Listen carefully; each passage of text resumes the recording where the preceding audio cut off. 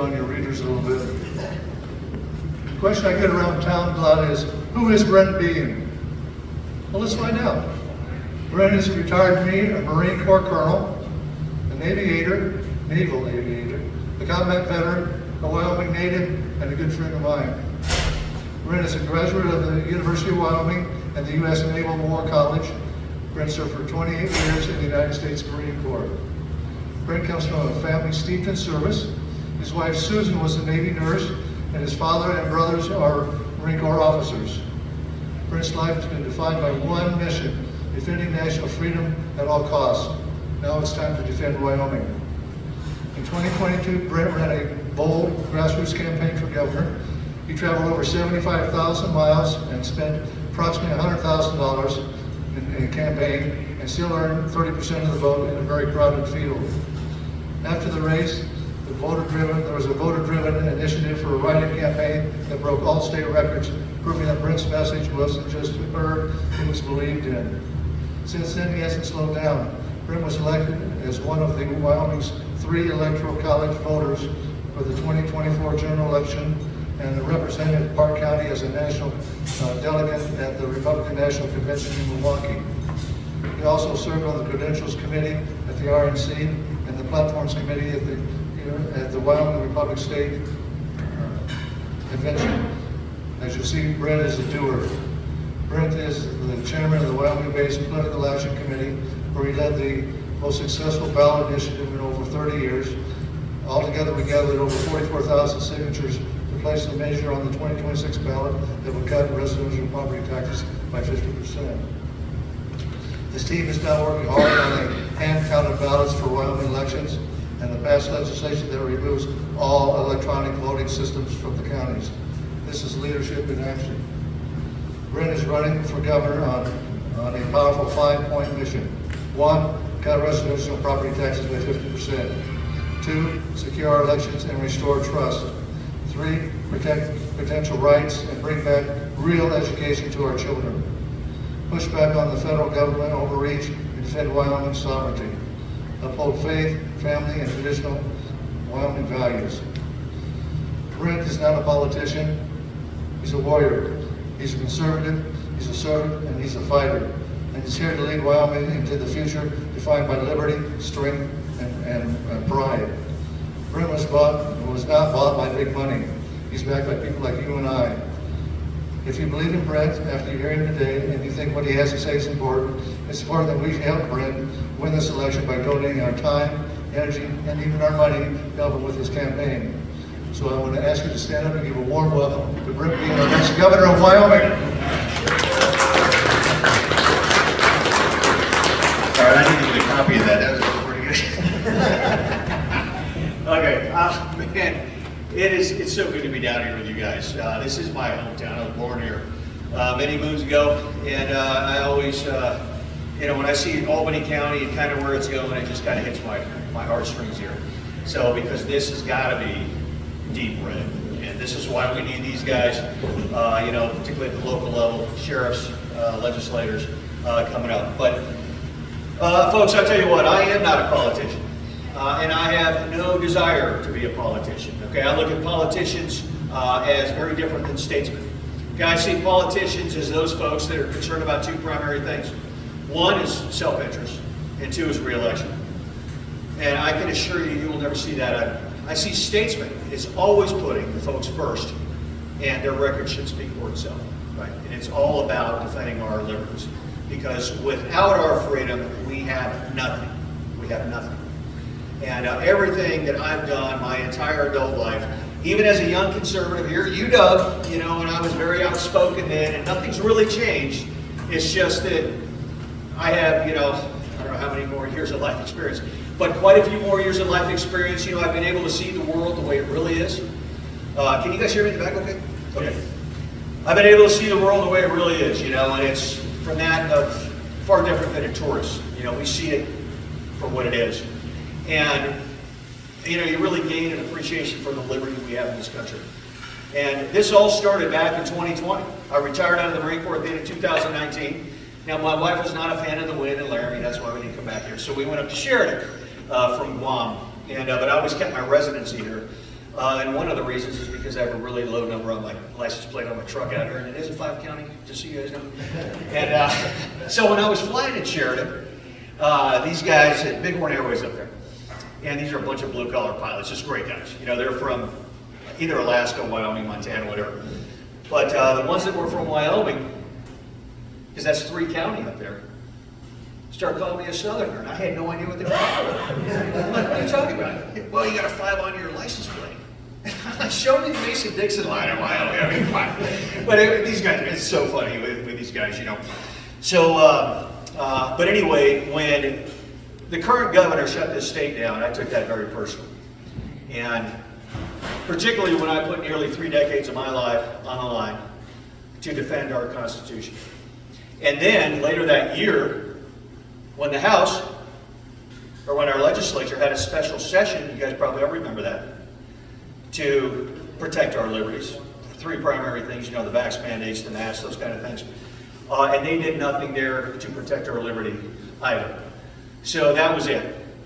And I looked around between Sheridan County, Campbell County, those northern counties, even down to Johnson, looking for somebody to do it. Of course, I know the folks a lot better now than I did then.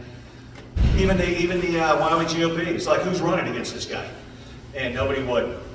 So I resigned my job and said, screw it, I'm doing it. Nobody knows me, but I'm doing it. And, you know, Eric and I were talking about this morning on the show. The oath I took upon graduation from UW Engineering College back in 1991, that was the same day I was commissioned into the Marine Corps. And, you know, that oath doesn't expire. And I know some of you guys know exactly what I'm talking about. And what I've seen with a lot of our legislators, a lot of our electeds, is that oath does expire, depending upon how much money comes in or whatever the special interests are. And you're not going to get that out of me. Last time I was asked in Cheyenne, don't ever forget this one. I was asked quite a few times, hey, how come you don't have any endorsements? And I said, because I don't ask for any. You know, the only endorsement that matters is yours, period. Now, I've had calls from the White House here recently, last fall, those kind of things. And, you know, what you typically see out there is all these politicians who are running for office. And hey, those who would go for endorsements, that's fine. I just don't do it. Okay, I just don't. And the number one reason is because I don't want any strings. I don't want them. And I was very clear with the guys back east that that's the way I do business. You know, I'm just not that way. So now going across, you know, we're getting a lot of the folks that, you know, are really attracted to this campaign. And I'm like, okay, that's fine.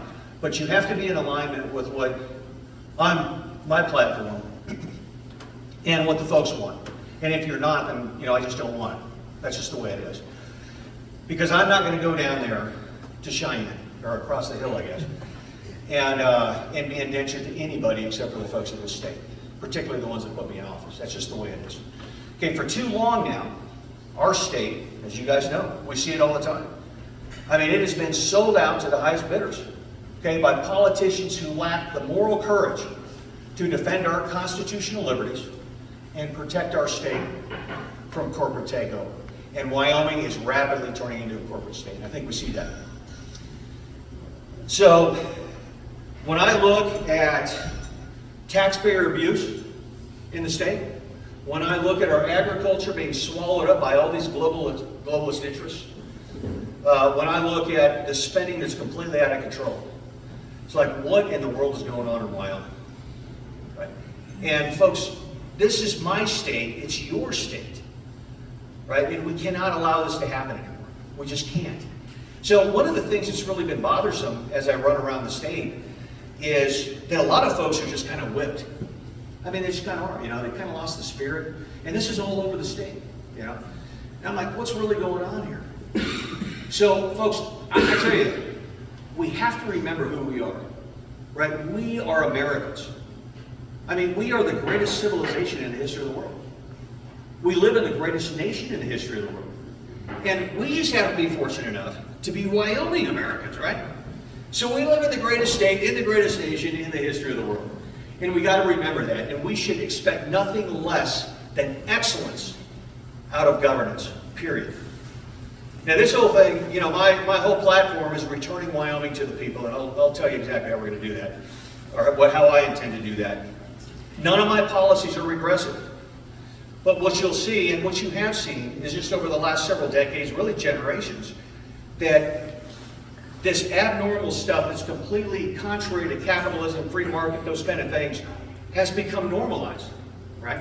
I mean, it's all become normalized. So then when I just simply want to get us back to normal, people call me crazy. But that's not the case, because you guys know how to spend your money so much better than the government does, right? We don't need government picking winners and losers in business. We don't need all these globalist interests coming in here and buying up all of our land. Okay, we've got to protect our growers, particularly since their suicide rate is surpassing that of veterans. I mean, this is crazy what's going on. Our education system, when you look at it, when I say return education to the parents, I look at the metrics, and I see that 3 through 12, we're below the 50 percentile in nearly everything. Well, what I typically get is, well, yeah, but we're competitive nationally. I don't want to be competitive. I want us to be number one in the entire nation in education. I mean, this is crazy. We should never settle for anything like that. Now, I'm not pie in the sky guy. I know that already I've got a whole fourth branch of government over here that is going to be actively opposed to me. Actively. But I will tell you, guys, that's why my campaign has never been about me. It's been about us, right? So that's why I'm going to need you guys. I mean, this is about all of us saying no to this stuff, you know, and demanding something far better. So we did. We ran that ballot initiative, kind of like Jerry was saying. But, you know, it was 3 of us that got together in December of 2022. And just incredible people. And we met intensely, all right, at a little place called the Daily Bread. And we went through what we thought was the top 10 priorities in the state, just from what I had heard from all over the state. So we necked those down to 5. Now, the 3 of us, the 3 of us look at things, we see the end state very, very, pretty much the same, identically, right? But we have different ways of getting there. So there's a lot of arguing and all this other stuff. So we necked it down to 2, and then finally to 1. And everybody knows what tax is. Whether it's ad valorem, whether it's sales tax, property tax, whatever it is, people deal with tax every day. So they know what tax is, right? Even though really elections and removing our machines from the process was actually number 1. But we went with taxes because of so many of the calls I've received from so many folks, particularly fixed income folks, elderly folks, retired, because we are a retirement blue collar state. We just are. And that's what makes Wyoming so great. But when people are calling and telling me that their Social Security doesn't cover their property tax anymore, the house that they built back in the 50s that's been paid off for generations, and all of a sudden they're having a heck of a time paying the property tax just to stay in their home. Guys, that is so un-Wyoming, and that is absolutely un-American. So that's why we went after the residential property tax. 3 primary reasons. 1 is to keep people in their homes and to directly challenge this globalist initiative of buying up all the single-family homes across the nation and, of course, in Wyoming. That was number 1. Number 2, where's she? Number 2 was to figure out where all our elected officials across the state stood on property tax. Because we got a lot of those guys that go out there and beat their chest and say, no, we're going to cut property tax. Now, keeping in mind that residential is just a small part of overall property tax, right? Residential only comprises roughly 3% of our annual revenue. I mean, it's a penance, right, for all of our annual revenue we get. But what we learned real quickly is where all of our legislators stood. We found out where a lot of our county commissioners stood around the state. We found out where all the assessors stood on this stuff. The clerks and so on. A lot of city council members in the different counties and the different municipalities.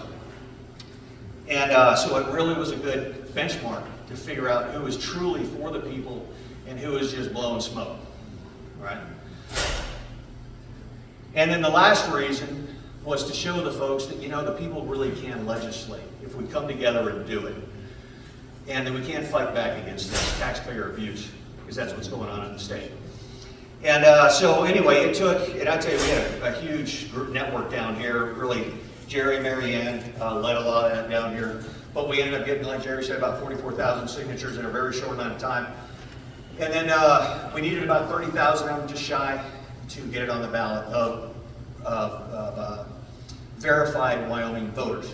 Okay, and that's what we got. So in November of 2026, this upcoming November, you're going to see that ballot initiative on there. And what it is to cut residential property tax by 50% of the assessed value of the primary residence of Wyoming residents.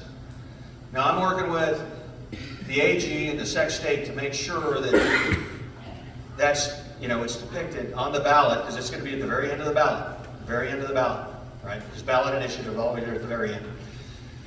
To make sure people understand what that is, all right? But that's what it's about. And what does Wyoming resident mean? Well, we equated that to, because in my book, there should be a benefit for living in the greatest state in the nation, right? So that's being here for a year, so in-state tuition, in-state hunting, fishing, those kind of things.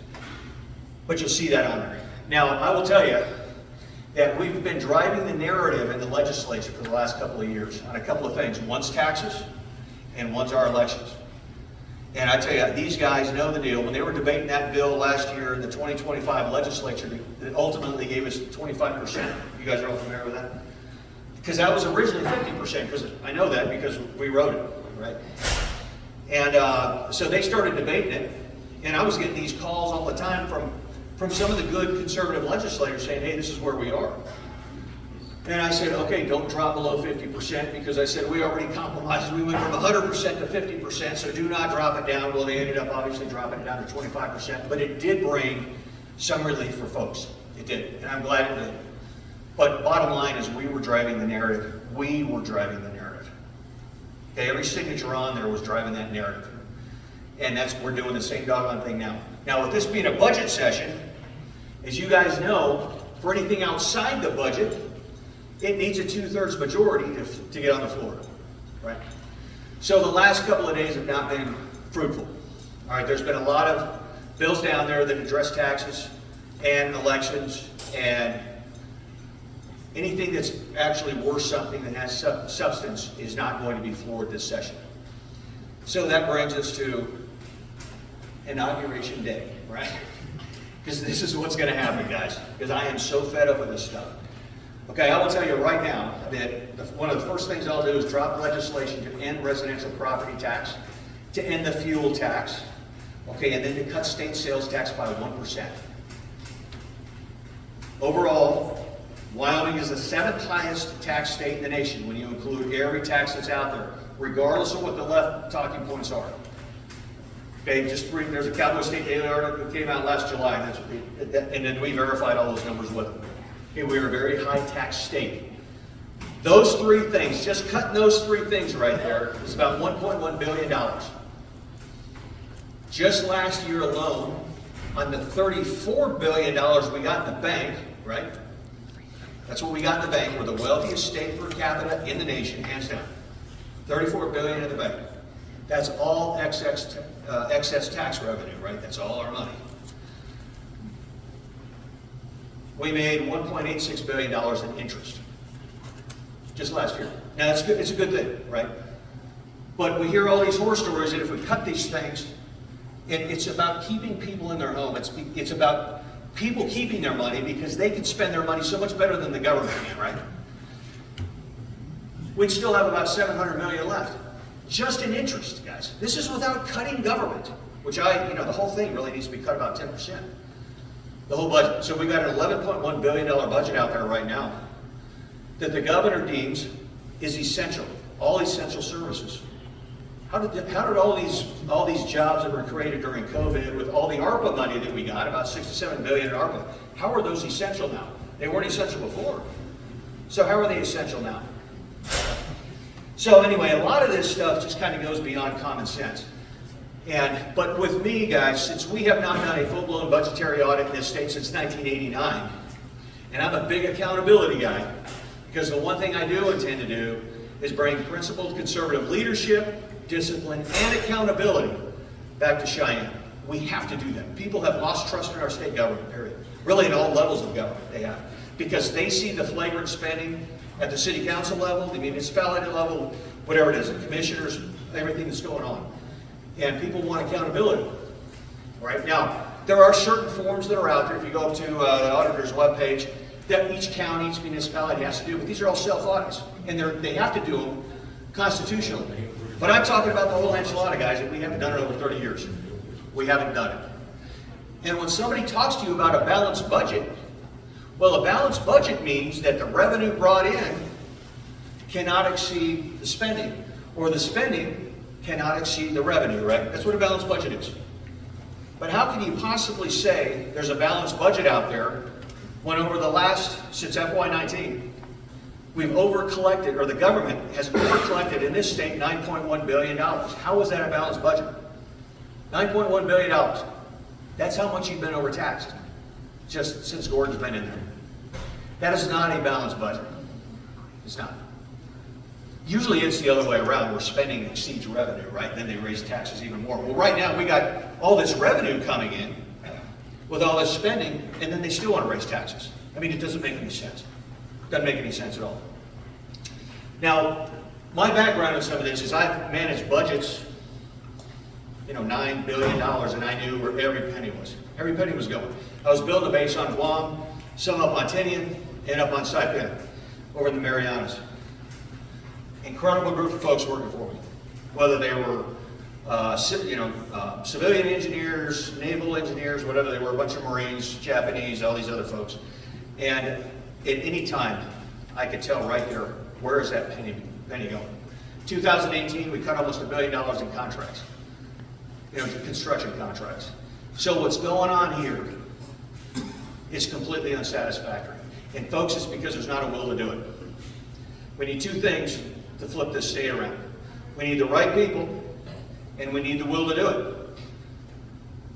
Now, I will tell you this. Again, I'm not a politician.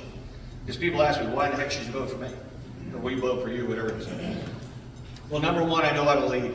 I've been doing that my entire adult life. Okay, this is not about legislative experience. This is about leadership experience, and that's all I've been doing. Two is I know what needs to happen to fix this state. Three is I've got the will to do it. And four is, folks, I'm not going to lie to you. That's the thing with this. You can't get a straight answer out of any branch over here. It's just unbelievable what's going on. And it makes me sick because I see, every time I see a windmill out there, and I'm just sickened about it, right? And I know a lot of you guys are. The back way between Medicine Bow and Casper, I know you guys have all been there. So, from 1991 all the way up until 2019, I was a resident, but I was obviously stationed all over the place. But whenever I would think of Wyoming, there were a couple places that just stuck in my head. That was one of them. That back road between Medicine Bow and Casper. Because to so many people, they would say, well, there's nothing out there. Well, to me, that meant there was everything out there, right? That's Wyoming. It's kind of like you see Chugwater, right? The big initiative over there right now to put on 65,000 acres to put a bunch of windmills over there that I'm currently in the process of helping those guys fight. And I'm like, man, that is so Wyoming. You look at Chugwater, and it's like, man, that's what Wyoming is, right? But we're letting these corporate interests come in. And it's all been driven by the governor, the State Land Investment Board, State Land Investment Board, and all these things. Whoever's going to pay the most money, right, for this stuff. To me, it does matter where the money comes from. It just does. And I've had heart-to-hearts with Kurt, our state treasurer about that. In fact, we were just talking about it the other day. Kurt, it does matter where the money comes from. It matters. I don't care, the benefit. It matters where the money comes from. So anyways, this is kind of where we're sitting right now. But I just want to show of hands here. Does everybody know what the State Loan Investment Board is? So it's a panel of five. It's the governor and chairs it. It's the treasurer, the auditor, superintendent of public instruction, and of course, secretary of state. And they're all in there, right? What about Sidewinder, Program H2? Is everybody kind of familiar with that one? Up there in Converse County? Okay, and then, so there's some of these decisions that have come out by this board that the people are absolutely livid with. Now, recently, there was an issue up in Bar None. Everybody knows where Bar None is, right? Just north of Casper. Because Radiant Energy, which is based out of Idaho, wanted to come in and build small modular nuclear reactors up at Bar None. Modular nuclear, it's not a novel concept. Nobody does nuclear better than we do. I was fortunate enough as a Marine officer to be part of nuclear command and control, which Marines just never do. And it was all out of the NAM, right, in Nebraska. So if you guys ever look up the Doomsday plane, just, you can Google it right now, and you'll see this big old 747, it's a weapon. It was an incredible tour because, Marines just don't do that stuff. But, and, been on aircraft carriers, nuclear subs, those kind of things, and nobody does it better than we do. Okay, this isn't TerraPower out in Kemmerer, the Bill Gates deal, that's all owned by China, all those kind of things, okay? Liquid sodium, those kind of things, very unstable. So nuclear is already here, okay? We gotta remember that. It's already here, just like AI is already here, and we gotta put a box around this stuff before we lose our constitutional liberties. But a gal had called me before, who lives in Casper, and she said, hey, there's a public comment hearing on radiant energy. It was the first one, and nobody knows anything about this. And I said, okay, well, you called the right guy. So we got probably about 300 people there. Was anybody there, the first one? Okay. So we got about 300 people there in Bar None, standing room only. I came down from Cody, and the people heard it for the first time, and they were not having any of it. None of it. And there's a couple of reasons out there. Number one is there has been no designated permanent storage site for spent nuclear fuel anywhere in the nation. Okay, well, we're already becoming the dumping ground, right, for all the windmill blades. And I can sure as heck see Wyoming being the dumping ground for spent nuclear fuel if we don't watch it. Right? I don't want that here. But I think the most important thing is that it was a confluence of so many issues. Okay, whether it was a Sweetwater BLM RMP, if you guys are familiar with that, with the BLMs really shutting down all sorts of AUNs with grazing rights and everything else out over there, the sage grouse, all these land use plans that you guys have seen even here in Albany County, but Fremont Park and all these other counties that are becoming very, very encumbering. The Primordial H2, all these things that are going on that require public comment. All of these require public comment. But by the time the public's brought in, the backdoor deals are done, the legislation slid through, and all the backdoor deals have happened, right? So the people are starting to realize real quick their public comment doesn't matter. I don't think so. And my comment on all of it was, had the people been brought in earlier from the onset, it could very well have been different. But this is why people don't trust it. It's like, okay, we have to do public comment, but the people aren't brought in until the end, when the decision's already been made. And people are tired of it. They're not having any of it. So as the chair of the SLIB, my full intention on that is, and I know who's going to likely run for treasurer and secretary of state, and we've had heart to hearts, and I said, this is what I'm doing with the SLIB, this is what I'm doing with our judges, right? This is what I'm doing with elections. And to hit those just real quick, 1, 2, 3, is on the SLIB, and to make sure this, when I'm gone, that if we get some other nut job liberal in there, that they don't do the same thing that's what's going on now, is that those decisions from the SLIB get confirmed by the legislature. Okay, I want that changed to where that happens. Because that does bring the people in by proxy. Okay, far more than it does now. And that's where I stand on that. Because I tell you what I've seen what's happened in this state is just completely unsatisfactory. It is. And folks, this is our state, right? It's our state. Even though the Fed pretty much owns 50% of it, right? And my view, which is why we're talking about that, my view on Mike Lee's initiative, remember in the Big Beautiful Bill, when they wanted to get rid of or divest of some federal land, and really it's unappropriated land under federal jurisdiction, to make affordable housing. You guys all remember that? Now we got rescinded out of the Big Beautiful Bill. But I'll tell you exactly where I stand on that. Number one, it's not the government's job to provide affordable housing, because it's our money, right? It's taxpayer money. Okay, but we got to go to the root cause of that, which hopefully we'll talk about here in a bit, of the housing crisis, the housing mess that we got. Two is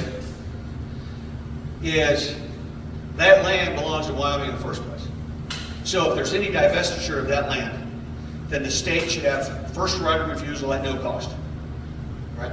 all water rights. Now, there's a lot of, if you look at the Mineral Act of 1920, there's a lot of stuff that the federal government already does with mineral surface rights, all these other things that we're not set up to do. So it's one of those things. I want the land, but we'll figure out how to administer this with the federal government as we transfer those kind of things. And of course, all the AUMs, all the grazing leases that are existing. But that's where I stand with it. Okay, I was opposed to it, not just for the concept of affordable housing, but because that's Wyoming land and we should get it back at no cost. All of it. All right? Hopefully that clears that one up. Every once in a while I get that question. So, anyhow, folks, the other one with judges. Okay, we've seen a couple of Supreme Court decisions that have recently come out. Okay, one out of the Teton County judge, right, on abortion. You guys probably already saw that, right, where abortion is health care. You guys have seen it. And then we saw one up in Johnson County where the taxpayers do not have standing to see how their money's getting spent. Anybody familiar with DC? If you're not, it's Johnson County had failed like 8 audits, internal audits. So the people sued them. So I went to the Supreme Court. The Supreme Court said that the people did not have standing to see how their money was spent. If you can believe this just blows my mind. So, I made the comment that, should we be surprised? No. Am I appalled? Absolutely. Absolutely appalled. But we shouldn't be surprised. Because we've got to kind of see how these justices are actually appointed. And it all comes out of the governor's office. Right? He's got a panel of 3. And then the state bar. Okay, so this nominee goes in front of these 6 people or so, and next thing you know, he's sitting on the Supreme Court. Okay, with that, folks, that has got to change. That has got to change. So what I want to do is I want to make sure that, kind of very similar to the federal level, that the legislature confirms these judicial nominees. And I'm talking about all of them. Okay, we've got to do that. Now, it'll take a while because it's an 8-year term, right? So these guys come on the ballot for retention, so we really got to start paying attention to our judges. But I'm not a fan of popular election on judges, it's just because nobody even pays attention to who's running for governor, right? So, and then the last one is elections. One of the things we've been doing is we actually have another ballot initiative filed, and that is to go to paper ballot hand count as the primary means to tally votes. Now, we brought in the pros from Dover from around the nation, and they've done it all pro bono. These guys know exactly what's going on, or how to, the whole history behind our election. We have ES&S in this state. Between Dominion and ES&S, that accounts for over 80% of the votes cast across the nation. So we just happen to have ES&S. So we knew something was going on. Everybody in here saw what happened in 2020, right? All right, so we brought these guys in here. We've been all over the state showing people how to hand count. But we've been showing them what the problem is. Obviously, you got to frame the problem before you actually define a solution. And of course, that method of the hand count thing, we've taught several thousand people around the state to do it. But one thing we've shown is that they are susceptible. The guy who's been touring around the state with us, he's right now, he's Mike Lindell's campaign manager. We may get Mike over here a little bit. But he's come over here, and he's the only one in the nation who's been authorized to break into or hack into an ES&S and Dominion machine. And he did it in front of the Pennsylvania legislature in 7 minutes. Right? Now, these motherboards are made in China. We know via Tulsi Gabbard that it looks like there's some foreign players in our elections. Venezuela, Germany, some of these other outfits that have actually been somehow involved in our elections. And I think when the dust finally settles and the smoke clears on this one, I think this is going to be just as big as the climate change hoax. I really do. The man-made climate change hoax. I think it's going to be a huge thing. All right, so folks, my objective in the end state is to raise your cost of living by raising your standard of living. Scratch that one. Scratch that one. What I meant to say. Yeah, this is what I meant to say. Raise your standard of living by lowering your cost of living, and we're going to do that with a whole bunch of tax cuts, those kind of things. But it is about returning Wyoming to the people. And when I say that specifically, I am talking about returning our elections to the voters, returning our education to the parents. And I really hope there's some questions about this stuff. I'd love to, want to hear what you guys say. Returning taxes to the taxpayer, right? Returning agriculture to the grower, and of course returning energy to Wyoming. And we got to do this, folks. We have got to do this. Like I say, at the national level, we have a very permissive environment right now to flip our state back in favor of the folks. But there's no guarantee that somebody like Trump is going to fall in on the heels of Trump. Trump's kind of one of a kind anyway. But somebody who believes that. Okay, so we've got to do it. That's why at the local levels, all the way across the board, okay, we need to get those principled conservatives in there. We need to get them elected, come hell or high water, guys. All of us do. And when I say principled conservative, I'm specifically talking about someone who has an unwavering, and that's the key word there, an unwavering belief in individual sovereignty and self-governance, the two principles around which our entire Constitution is written. American exceptionalism, because like we just talked about, folks, we are the greatest civilization in the history of the world. And then absolute truth. Okay, and regardless of what the left says, God defines the rules. That's just the way it is. He just does. All right? But we need that at every doggone level out there. Now, around the state, I've had the opportunity and the privilege, it's really been a privilege, to meet so many incredible people. And I heard, I think it was somebody in here was talking about this, maybe it was you, Shane, that I happened to be in Riverton one time. And I just remember this just because of the character who was there. And we were doing a tax thing, and this guy said, stands up in the back, and he's like, well, what do you mean by property rights? And I said, well, I want people to own their property. You know, so we kind of went on, and I just let him go. So it was the other guy I was normally with, who happens to be on vacation right now, Rich Weber. Great guy, he's my campaign manager. We let him talk. Rich wanted me to shut him down. And I said, no, let him talk, let him talk. And then when he was done, I said, okay, so what office are you running for? And that changed everything right there, man. This guy, he's county commissioner over in Fremont. I mean, just an absolute ardent patriot. He's a rancher over there. One of the things we're fighting is the rewilding of Wyoming right now. If you guys don't know what's going on in Fremont, please do. We can talk about that if we have time. But it's one of those things that I'm fighting, he's fighting. A whole group of ranchers over there, we're fighting. And we're fighting the state government about this whole thing, the brand inspector, everything else on what's going on over there. So we got to stop this, because I guarantee just because it's over there doesn't mean it's not going to come here eventually. All right? It's kind of like the Sweetwater BLM RMP, that resource management plan. Even when I'm in Weston and Crook and Goshen, it's like, guys, you've got to understand what's going on in the other part of the state, because it's just a matter of time before it comes over here. It's just a matter of time. Because ultimately, we know this, guys. This is why the left hates America so much, because the thought of individual sovereignty and self-governance is completely antithetical to their compliance, conformance, control. Okay, and it all comes down to our personal liberty. Okay, now I always tell people all the time that, yes, I am a Christian. There's no doubt in my mind, and I will tell you this isn't my final destination, right? So bottom line is that God defines our liberty, period. He is the one who grants our liberty. So that means that for us, we have to go to the mat for it. We have to. Okay, there is no ifs, ands, or buts about it. And again, there's folks out here, and I'm sure we all have an appreciation for the freedom we have. But folks, it is so sacred, and it's so quick to go away if we don't watch it. All right? All right, so it's kind of my spiel right now. We can talk about everything. In fact, Eric and I were talking on the radio for about 2 hours today. But so what I kind of want to do is open this up just to questions. I'm sure it'll lead to a lot of things, because I really want to hit on education when the time comes. I want to hit on energy, but I don't want you guys, I want to make sure you guys eat some chow and everything too. But as we're talking, please ask questions, whatever you guys want, and we'll talk through them. If I don't have an answer, I'm going to tell you I don't have an answer. Okay, but for most of these issues, I have a pretty good idea what we need to do. But it does come down to all of us, because we know. In fact, one of the issues we were really pushing for this legislative session, like we were last legislative session, is to defund these associations. And I'm particularly talking about the WCCA, the Clerks Association, all this other stuff. I don't care if they're part of associations. I don't. But the taxpayer shouldn't be funding these.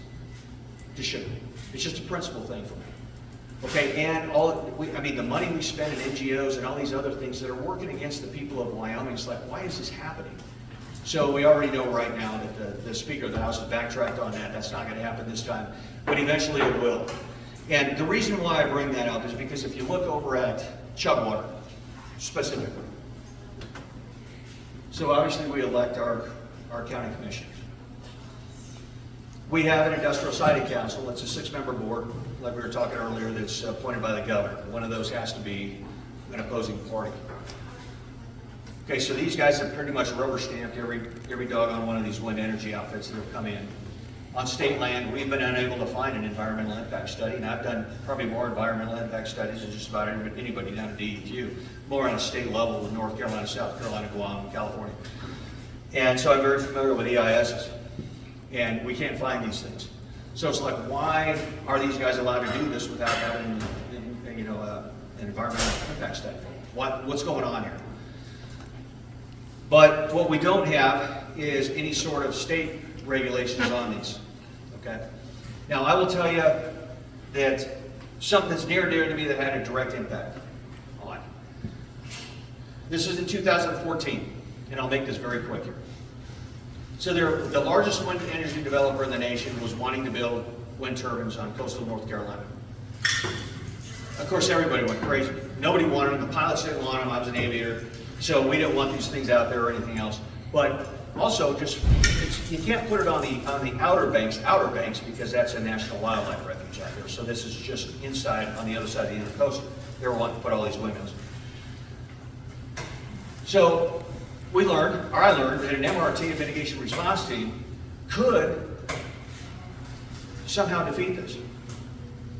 Well, they've never been successful because you got a 90-day period, you know, all this other stuff to make somehow these huge developers pull their permit. So I learned about this stuff and I said, okay, I'll give it a shot, you know. And again, in DOD, none of these things have ever been successful. And so it just happened that I had to deal with Thanksgiving, Christmas, and New Year's, where you lose half your guys, you know, to leave and everything else. So you still got 90 days. It doesn't matter. The 90 days doesn't extend just because you have it. So, you know, started out with a large group of people and necked it down to 6. I was one of them. So on day 89, we had the heads of DOD, we had the heads of the state of North Carolina come in, and then we had the wind energy guys come in. So I'm going through this brief that I put together with just incredible, just some incredible people. And I didn't even finish the slide deck, which is pretty extensive. And that guy sits there and he goes, we're pulling our request for permitting. And you could have heard a pin drop in that doggone room. And what was so significant is there were about 6 to 7 other large wind energy developers that were right on their heels. So they were really watching this MRT. And I couldn't believe it. I mean, there's a dent in the floor there still. My jaw hit the floor. But North Carolina did something, and I did a lot of correspondence, liaison, whatever, with the governor's office, you know, just with a lot of the stuff that I was working on with tuition and everything else for DOD dependents. And North Carolina did the smart thing. They saw this, and they acted on it. And their legislature passed some legislation, and Governor McCrory at the time, Pat McCrory was the governor at the time, pretty conservative guy. They passed it. Okay, so what it did is it regulated big time wind and tall structures in North Carolina, particularly on the East Coast in North Carolina. Well, then South Carolina jumped on board on this too. So it was one of those things, and of course, it was kind of a catalyst to get this thing going. It wasn't the only thing. There were a lot of other things that played into this. But it's something that needs to happen here. Now, I'm not a fan of a lot of government control. Okay, but there has to be regs on these doggone things, on what's going on with wind. There has to be. Okay, and the thing is I know how it worked before. You know, we made this happen in coastal North Carolina. But then right now, because there is no standardization, right, that it goes to the county commissioners. And, you know, we got some good county commissioners around the state. But if you look at the WCCA, the Wyoming County Commissioners Association, and I'm not going after the county commissioner, I'm just simply telling you why this is a big deal. When you look at their list of partners, Next Era Energy, which is the outfit that wants to build them over in Platte and Goshen, they're a partner with that wind energy development company. So it's like, no, wait a second, we elect our county commissioners to do what's in the best interest of the folks, but then the WCCA is a partner with this energy outfit. So is there a conflict of interest there or not? I don't know. I mean, perception is that there is, right? So we really got to kind of look at this stuff. This is why I mean, when I say this state's been sold out to the highest bidder, it has been sold out to the highest bidder. Okay, I don't like it. I don't like it. Okay, I'm not at all for centralized government, but there is some things that need to be standardized across the board, and that's one of them. So, and the other thing with the pronghorn sidewinder H2 thing that's going on, I think we're seeing now, is that these contractors, some of these contracts have already been signed, right? Even after the slip went back down. I was in Douglas last month down there, and the people were expecting adjudication. The people were expecting that the slip, state, well, this is the State Board of Land Commissioners, same group of guys, the top 5, they were expecting adjudication. They were expecting them to reverse their decision, okay, because they voted in this in, 4-1. The people were really hoping. I mean, it was a standing room only in the Douglas Library right there. They waited and waited. I was there the entire time in the back, talking, and nothing came of it. And the disappointment in their faces was just unbelievable. They were looking for their voices to be heard, and it wasn't heard. So then it went off to this, some legal process, legalese over the last few weeks, and then they came out 3-2 in favor of the people. The problem is there's been a bunch of contracts already signed. Now, I was just talking to the treasurer yesterday. I said, when were those contracts signed relative to when the public comment period was open? Because I really want to know that answer on some of this stuff. But bottom line, folks, is that the only way to save the state is to put the people back in charge of it. It really is to return Wyoming to the people. All right. So, a lot of stuff. Go ahead, Shane. All right. I'm not an auctioneer, but it's not pretty good. All right, what do we got, guys? I know there's questions out there. Sir.